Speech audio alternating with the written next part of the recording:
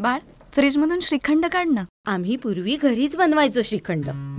त्याची चवच वेगळी होती. आता काय सगळं रेडीमेड. आजी, हे श्रीखंड खाऊन बघ. आज तुझ्या आईनं घरीच बनवलं की काय? हे आहे गोकुळचं श्रीखंड. अगदी जिभेवर रेंगाळणार. जिभेवरच नाही तर मनावरही रेंगाळणार. गोकुळ श्रीखंड, मनावर रेंगाळणार. या जिल्ह्यात दहशतवाद होत आहे, केसरकरांनी जाहीर केलं आणि मी दहशतवादाच्या विरुद्धच लढणार हे केसरकर साहेबांनी सांगितलं होतं. आणि आज केसरकर आपल्या सोयीनुसार सांगताय की त्यांना आज राणेसाहेबांची गरज आहे त्यांना निवडणुकीसाठी. आणि त्याच्यासाठी त्यांना जे वाटतं आहे की याच्यामध्ये नारायण राणेंनी राजन तेलींची बाजू घेऊ नये, आपली बाजू घेऊ नये, म्हणून केसरकरांनी आपल्या डोळ्यावर पट्टी बांधली आहे. पण नारायण राणेंच्या स्वभावामध्ये त्यांच्या कुठेही बदल झालेला नाही आहे. त्यांच्या जे पोटात जो दहशतवाद होता तो राजकोटच्या किल्ल्यावर स्वतःच्या मी नजरेने पाहिलं. एकाच्या घरात घुसून मी मरेपर्यंत मारीन.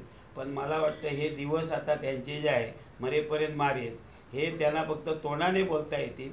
त्यांना ह्यापुढे जिल्ह्यातील जनता कृतीने असल्या गोष्टी करायला देणार नाही आणि त्यांची ती हिंमतही करायला या जिल्ह्यात देणार नाही. पण केसरकरने ह्या प्रश्नावर बोलावं. जे राणेसाहेब राजकोटच्या किल्ल्यावर बोलले त्याच्याबद्दल, आणि केसरकर आता राणेंबद्दलची भूमिका काय सांगणार आहे? दहशतवाद, आजही तो दहशतवाद तसाच आहे.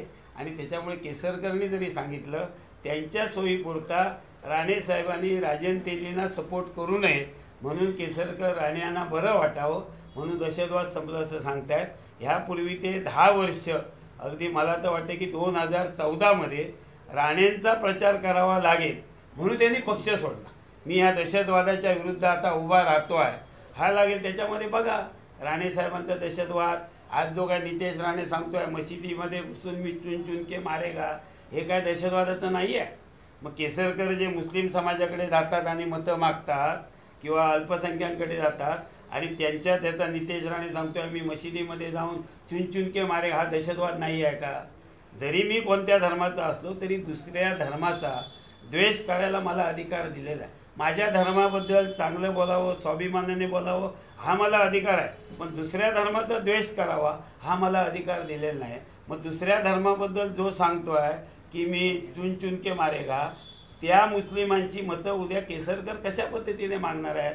त्या मुस्लिम समाजाला केसरकर कशा पद्धतीने संरक्षित करणार आहेत? या नितेश राणेंच्या विषयावरती सुद्धा केसरकरनी बोलावं ना. हा दहशतवाद नाही आहे का?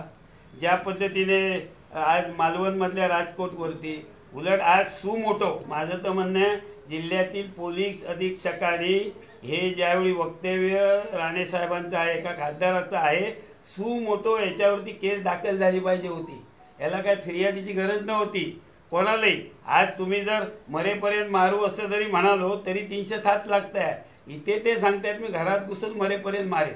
आज आमच्या राजकीय लोकांना आमच्या जीवाला धोका आहे आणि ह्याला सर्वस्वी पोलीस यंत्रणा जबाबदार राहील. का त्यांनी सुमोटो FIR दाखल करत नाही आहे, का गुन्हा घेत नाही आहे? पण आज सत्तेचा दुरुपयोग किती करावं ह्याचं उदाहरण महायुतीचं सरकार.